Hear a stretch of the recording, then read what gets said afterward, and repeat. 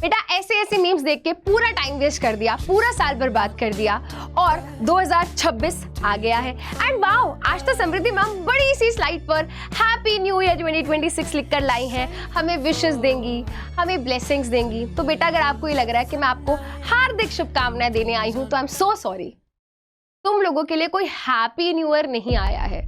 सबसे पहली बात, तुम्हारे लिए न्यू ईयर आया ही नहीं है। आपके लिए न्यू ईयर कब होगा? जब आप क्लास 10th के बोर्ड एग्जाम्स में अच्छे मार्क्स लेकर आओगे और क्लास 11th में चले जाओगे, वो होगा बेटा आपके लिए नया साल। नया क्या है? कुछ भी नहीं है। जो प्रॉब्लम्स, जो हमारी सिचुएशन, जो स्ट्रगल्स, जो चैलेंजेस 2025 में थे, सेम वो बेटा इस साल में भी है। और बल्कि ये जो नया साल शुरू हुआ है, जो जनवरी का मंथ है ना, इसमें हैप्पी तो कुछ भी नहीं है। ये तो सबसे ज्यादा टफ और चैलेंजिंग मंथ होने वाला है बेटा आपके पूरे एकेडमिक ईयर का, क्योंकि ये जो एक महीना आप करोगे ना जनवरी के मंथ में, ये पूरी गेम पलट कर रख देगा। ये गेम चेंजर मंथ होने वाला है बेटा। जनवरी का month is very important, very crucial. तो बेटा है ना, इन सब चीजों के चक्कर में ना पड़ो, है ना। समझो बेटा, केवल तारीख बदली है और कुछ नहीं बदला है। और अगर अब कुछ बदलेगा तो वो बेटा आपके एफर्ट्स, आपकी मेहनत। देखो बेटा, let me be very very clear to all of you, let's admit this. दो तरीके के बच्चे हैं, there are two group of students. Group A, जिन्होंने टाइम रहते बेटा मेरी बात सुनी, बड़ों की बात सुनी, है ना, टाइम रहते बेटा सही स्ट्रैटेजी को फॉलो करते हुए उन्होंने पढ़ाई स्टार्ट करी एंड उनका ऑलमोस्ट अब क्या है, सिलेबस कंप्लीट हो चुका है। एंड जैसा कि मैंने कहा था, जनवरी का मंथ सिर्फ और सिर्फ डेडिकेट करना है हमको रिवीजन के लिए, ठीक है। तो आपसे बेटा भी बात करती हूँ मैं। सेकंड ग्रुप ऑफ स्टूडेंट्स, है ना, जिनको बोल बोल के हम थक गए, समझा समझा के थक गए कि बेटा पढ़ाई शुरू कर दो, टाइम रहते प्लीज पढ़ाई शुरू कर दो। उन्होंने बेटा ना तब बात सुनी थी और मुझे नहीं लगता कि अभी उनको मैं समझा भी दूंगी तो अब भी सुनेंगे वो, है ना, क्योंकि वो बेटा अपनी मर्जी के मालिक है, पता नहीं क्या करेंगे वही जाने। बट फिर भी दोनों ग्रुप ऑफ स्टूडेंट्स बेटा मेरे लिए इक्वल इंपॉर्टेंट है। तो इस वीडियो में दोनों ग्रुप ऑफ स्टूडेंट से मैं बात करना चाहती हूँ। बट पहले बात कर लेते हैं बेटा ग्रुप ए, उन स्टूडेंट से जिन्होंने ऑलमोस्ट अपने सारे सिलेबस को कंप्लीट कर लिया है या करने वाले हैं और अब उनको जनवरी मंथ में क्या करना है। देखो बेटा, फरवरी को तो आप गिनो ही मत, क्योंकि फरवरी का मंथ जो है, स्टार्टिंग के जो 10 दिन है वो बेटा वो सिर्फ और सिर्फ सैंपल पेपर के लिए है, राइट। जनवरी में आपको क्या करना है? देखिए बेटा, मैं उन स्टूडेंट से बात कर रही हूँ जिनका सिलेबस कंप्लीट है और जब रिविजन कैसे करनी है वो ही जानना चाह रहे हैं। सबसे पहले बेटा आपको बात समझनी होगी, आपको स्मार्ट वर्क करना है। हार्ड वर्क आप कर चुके हो, मेहनत आप कर चुके हो, अब स्मार्ट वर्क की बारी है, स्मार्ट रिवीजन की बारी है। सबसे पहले बेटा आपको डिटेल्ड रिवीजन करनी है उन सभी चैप्टर्स की जिनकी हेवी वेटेज है। अभी एट द एंड बेटा मैं आपको बताऊंगी साइंस, मैथ्स एंड एसएसटी के वो चैप्टर्स जिनकी वेटेज क्या है, सबसे ज्यादा है। तो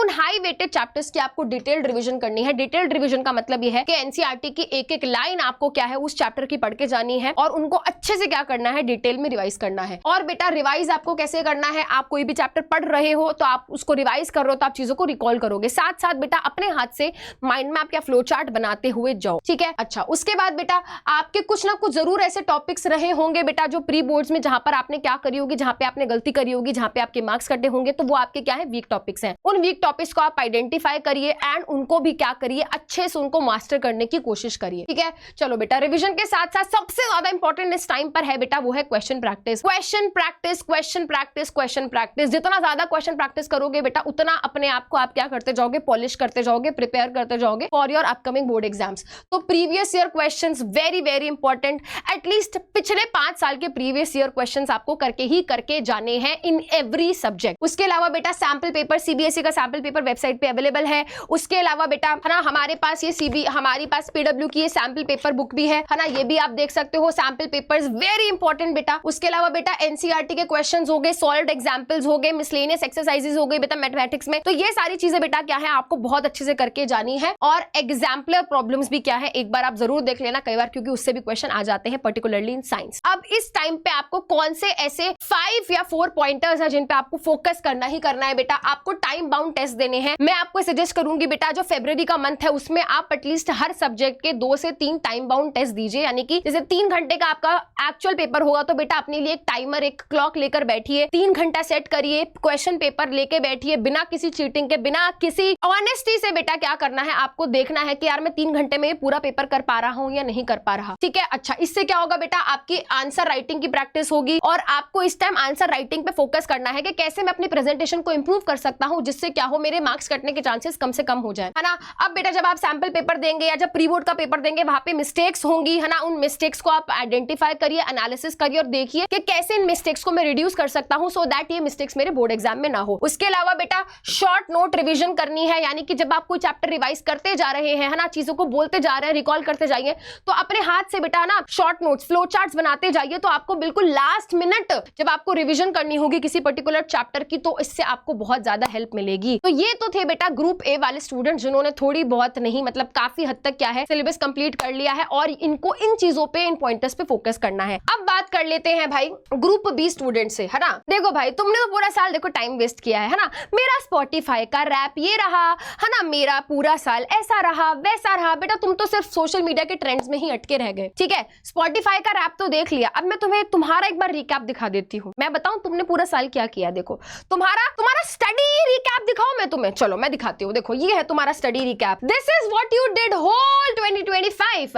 WhatsApp, Instagram, Facebook, YouTube, Free Fire, BGMI, Clash of Clans, Netflix, Amazon Prime, Hotstar, IPL, world cup, बस ये किया बेटा आपने पूरा साल। बुरा लग रहा होगा, लगना चाहिए, क्योंकि आपने एक्चुअली में बेटा यही किया। बस करो मैम, सब डांटते रहते हैं, सब ताने देते रहते हैं, है ना, सब ताने देते रहते हैं। अगर आप भी डांटोगे तो फिर कैसे काम चलेगा। बेटा आपको अगर ये शब्द में नहीं बोलूंगे ना, आपको बुरा नहीं लगेगा। और इस टाइम पे बेटा आपको बुरा महसूस में कराना चाहती हूँ, आपको एटलीस्ट रियलाइज हो कि आपने क्या गलती करी है ना। बट भाई टीचर है ना, तो एट द एंड चाहते हैं कि बच्चे, है ना, अपने आप को इंप्रूव करें। बेटा अगर आपको ये लग रहा है कि मैम हम स्ट्रैटेजी देंगे और हम उस स्ट्रैटेजी को फॉलो करेंगे और अब हम टॉपर बन जाएंगे, तो बेटा please let me be very clear, अगर आपने बेटा अभी तक किताब उठाई नहीं है तो भाई आई एम सॉरी टू से, है ना, आप सोच रहे हो 95% मार्क्स आ जाएंगे, नहीं बेटा, प्लीज रियल वर्ल्ड में आ जाइए। रियलिटी ये है कि अगर आपने अभी तक किताब नहीं उठाई है तो बेटा 95% लाना मार्क्स बहुत मुश्किल है, बट इम्पॉसिबल नहीं है। आप अच्छा स्कोर लेकर आ सकते हो, 80 to 90% स्कोर आ सकता है। सिर्फ स्ट्रैटेजी से नहीं होगा, डिसिप्लिन चाहिए। अब स्ट्रैटेजी नहीं, डिसिप्लिन चाहिए। अब कंफर्ट नहीं, कंफर्ट जोन नहीं बेटा, अब क्लैरिटी चाहिए। क्लैरिटी इस चीज पे कि तुम चाहते क्या हो। आस्क योरसेल्फ कि तुम क्या चाहते हो। बच्चे कहेंगे मामा हम पढ़ाई करना चाहते हैं, बस बता दो कि क्या करना है। चलो भाई बता देते हैं। कुछ भी नहीं पढ़ा, सोचो नहीं, बस शुरू करो बेटा। सबसे पहले मैं तुमको ये बोल रही हूं, बस शुरू करो, स्टार्ट कर यार, स्टार्ट तो कर, कहीं से भी कर, कैसे भी कर, किसी भी सब्जेक्ट से कर, बट स्टार्ट तो कर। और मैं तो ये बोलूंगी बेटा start with science and mathematics, क्योंकि थोड़ा टाइम टेकिंग सब्जेक्ट्स है, टाइम लगता है, तो स्टार्ट तो कर यार। अब बेटा स्टार्ट कैसे करना है। सबसे पहले बेटा set targets for yourself. School जाना बंद कर दो भाई, स्कूल में कुछ नहीं होने वाला। घर पे बैठो, सुबह उठो, अपनी डायरी में लिखो कि भाई आज तो मुझे ये पर्टिकुलर 2 चैप्टर्स निपटाने हैं। क्या करें मैम, इतना बड़ा सिलेबस है भाई। मॉडरेट लेंथ की वीडियोस ढूंढो। मॉडरेट लेंथ का मतलब ये नहीं कि 1 घंटे की वीडियो देख रहे हो तुम भाई। 1 घंटे की वीडियो में बेटा सिर्फ रिवीजन हो सकती है, डिटेल्ड आप चैप्टर नहीं पढ़ सकते। तो बेटा ठीक ठाक सी लेंथ का वीडियो देखो, मेरा देखो चाहे किसी भी टीचर का देखो, बट देखो, है ना, इतना होना चाहिए कि हाँ यार यहाँ पे डिटेल में चीजें डिस्कस हो। क्योंकि बेटा अगर आप वो 1 घंटे की वीडियो देखकर सोच रहे हो कि मेरा पूरा चैप्टर प्रिपेयर हो जाएगा, तो बेटा आई एम सॉरी टू से एक मॉडरेट लेंथ का ना, बहुत ज्यादा लंबा भी नहीं, बहुत ज्यादा छोटा भी नहीं, एक मॉडरेट लेंथ का वीडियो देखिए, उससे बेटा अपने थ्योरी को क्लियर कीजिए और उसके बाद क्वेश्चन प्रैक्टिस करिए, ठीक है। चलो, और सबसे पहले क्या करना है बेटा, आपको हाई वेटेज चैप्टर से स्टार्ट करना है। जैसे कि मैंने पीछे कहा कि अभी आपको मैं बता दूंगी। सबसे पहले बेटा अपने हाई वेटेज चैप्टर्स के ऊपर फोकस करिए जिनसे मैक्सिमम क्वेश्चंस पूछे जाते हैं, ठीक है। उसके अलावा बेटा आपको क्या करने हैं, जैसे कि मैंने पहले भी बताया, flow charts very very important. Notes तो आपने वैसे भी पूरे साल नहीं बनाए होंगे, है ना। फ्लो चार्ट्स क्या है, फ्लो चार्ट्स की मदद से आपका क्या हो जाएगा, अच्छे से रिवीजन हो जाएगी। और बेटा जो आप प्रीवियस ईयर क्वेश्चंस देखेंगे, है ना, प्रीवियस ईयर क्वेश्चंस आपको करने ही करने हैं, तो वहां पर आप आइडेंटिफाई करिए कि कौन से टॉपिक्स ऐसे हैं जो बार बार हर साल रिपीट हो रहे हैं। बेटा आप पिछले 7-8 साल का क्वेश्चन पेपर उठाओगे तो आपको पता चल जाएगा यार कुछ पर्टिकुलर टॉपिक ऐसे हैं जैसे क्वेश्चन आते ही आता है ना। जैसे बेटा ह्यूमन आई से डिफेक्ट वाला क्वेश्चन आएगा ही आएगा, डबल सर्कुलेशन का क्वेश्चन आएगा ही आएगा, वेजिटेटिव प्रोपगेशन का क्वेश्चन आएगा ही आएगा, रिफ्लेक्स आर का क्वेश्चन आएगा ही आएगा। तो कुछ ऐसे टॉपिक होते हैं बेटा जो हर साल पूछे जाते हैं, तो उनको मास्टर कर लो कि भाई ये तो मेरे क्या हो गया, बिल्कुल मैं एक्सपर्ट हो गया हूं। तो बेटा वहां पर क्या है, वहां पे मिस्टेक्स के चांसेस क्या हो जाएंगे, कम हो जाएंगे। तो हाई वेटेज चैप्टर्स पे आपको फोकस करना है, रिपीटेड टॉपिक्स पे आपको फोकस करना है। और इस टाइम बेटा एनसीईआरटी लेकर मत बैठ जाना कि एक एक लाइन एक एक शब्द पढ़ूंगा। एनसीईआरटी कंप्लीट करने की फैंटेसी नहीं देखनी अब, है ना। नो सिलेबस फैंटेसी, है ना, फुल सिलेबस फैंटेसी नहीं, है ना। अब ये सपने नहीं देखने की एक एक लाइन पढ़ूंगा, बेटा टाइम नहीं अब, क्योंकि सिलेबस एक्चुअली में बहुत ज्यादा है। सिर्फ साइंस और मैथ्स नहीं पढ़ना है, सोशल साइंस भी पढ़ना है, हिंदी भी पढ़ना है, इंग्लिश भी पढ़ना है, और पहला पेपर मैथमेटिक्स का है, ठीक है ना।